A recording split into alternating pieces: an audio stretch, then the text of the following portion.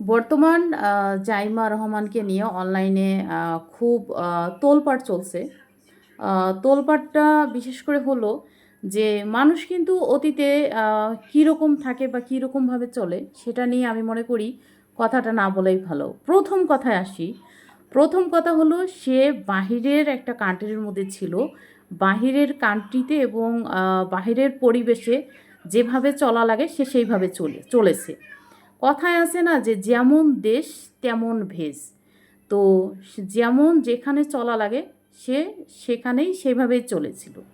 তো বর্তমানে কিন্তু জাইমা রহমানকে নিয়ে অনেক এআই দিয়েও কিন্তু অনেক পিক বানানো হচ্ছে, ভিডিও বানানো হচ্ছে। আহ, মানে তাকে নিয়ে কুৎসিত আলোচনা হচ্ছে, কুৎসিত কথা বলা হচ্ছে, কটু কথা বলা হচ্ছে। আমি মনে করি যে মানুষের অতীত নিয়ে কখনো টানা উচিত না। বর্তমান দেখে মানুষকে জাজ করা উচিত, কারণ সে বর্তমানে কেমন এবং কতটা ভালো প্রেজেন্ট করতেছে, এটা বেশি ইম্পর্টেন্ট।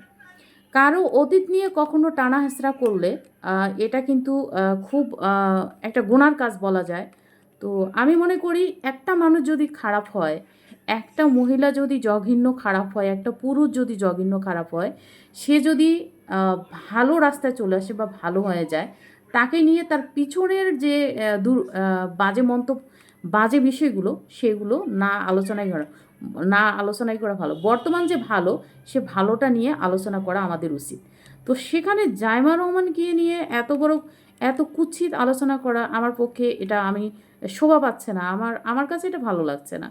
তো সেখান থেকে কিন্তু আমি ভিডিওটা আর কি আপনাদের কাছে নিয়ে আসলাম যে আসলে আমরা ছোট ছোট বিষয়গুলো কিন্তু অনেক বড় করে দেখি।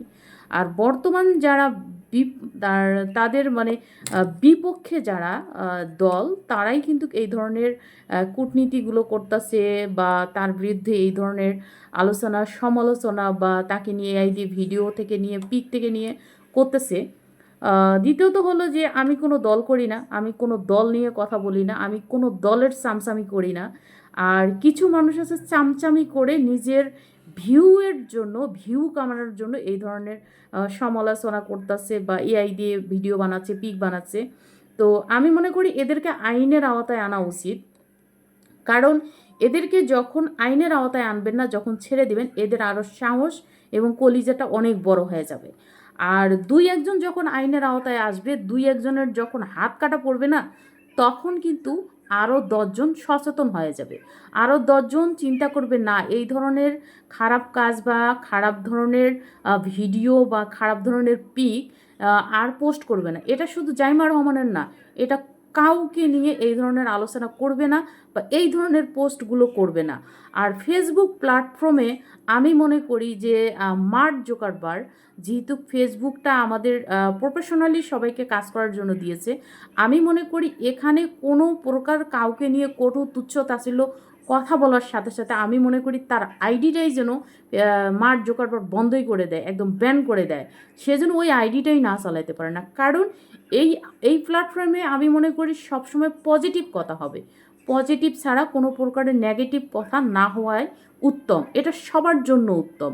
আমি এই সোশ্যাল মিডিয়া হওয়ার পর মানুষের খুব ইজিলিভাবে একে অপরকে পচাতে পারছে, মানে অপমান করতে পারতেছে, তুচ্ছ তাচ্ছিল্য করতে পারতেছে। আমি মনে করি সেটা বন্ধ করা হোক।